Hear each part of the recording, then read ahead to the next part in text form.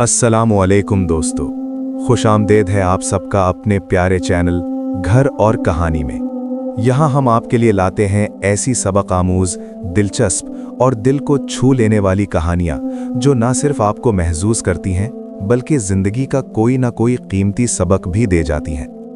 कहानी शुरू करने से पहले एक छोटी सी दरख्वास्त है। कमेंट में ज़रूर बताएं कि आप ये कहानी किस शहर से देख रहे हैं। आपकी राय हमारे लिए बहुत अहम है। तो आइए शुरू करते हैं आज की सबक आमोज कहानी।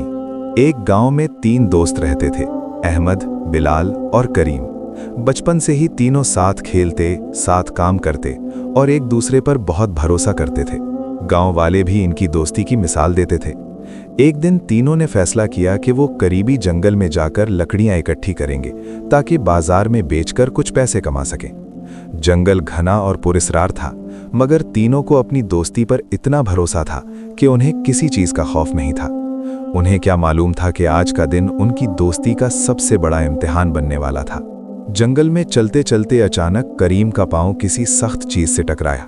जब उन्होंने मिट्टी हटाई तो वहां एक पुराना लकड़ी का संदूक निकला। संदूक को खोला गया तो तीनों की आंखें हैरत से खुल गईं। इसके अंदर सोने के सिक्के और कीमती जेवरात थे।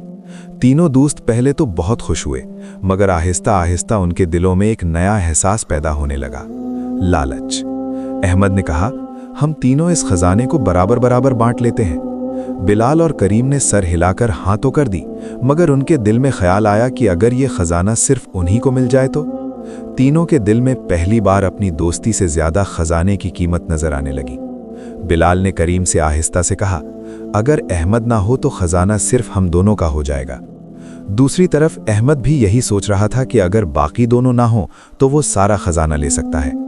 दोस्ती की जगह अब लालच और शक ने ले ही थी। उन्होंने फैसला किया कि पहले खाना खा लिया जाए और फिर खजाना लेकर गांव वापस चले। अहमद खाना लेने गांव चला गया। इधर बिलाल और करीम ने खुफिया तौर पर मंसूबा बनाया कि जैसे ही अहमद वापस आएगा वो उसे रास्ते से हटा देंगे। मगर उन्हें क्या मालूम था कि अहमद भी अपने दिल में एक खतरनाक मंसूबा बना चुका था। अहमद ने गांव जाकर खाने में जहर मिला दिया ताकि बिलाल और करीम खाना खाते ही मर जाएं और खजाना सिर्फ उसका हो जाए। इधर जंगल में बिलाल और करीम अहमद का इंतजार कर रहे थे और उन्होंने भी तय कर लिया था कि जैसे ही वो आएगा उसे मार देंगे। जब अहमद खाना लेकर वापस आया तो बिलाल और करीम ने अचानक उस पर हमला कर दिया। अहमद वहीं मर गया। फिर दोनों दोस्त खुशी से बैठकर खाना खाने लगे, क्योंकि अब खजाना सिर्फ उन दोनों का था। मगर कुछ ही देर बाद जहर ने अपना असर दिखाना शुरू कर दिया और थोड़ी ही देर में बिलाल और करीम भी जमीन पर गिर गए। शाम तक जंगल में मुकम्मल खामोशी छा गई।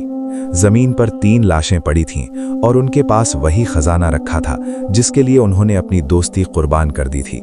खजाना वहीं पड़ा रहा, मगर उसे लेने वाला कोई नहीं बचा था। लालच इंसान को अंधा कर देता है और कभी कभी वो सब कुछ खो देता है, यहाँ तक कि अपनी सबसे कीमती चीज दोस्ती और जिंदगी भी।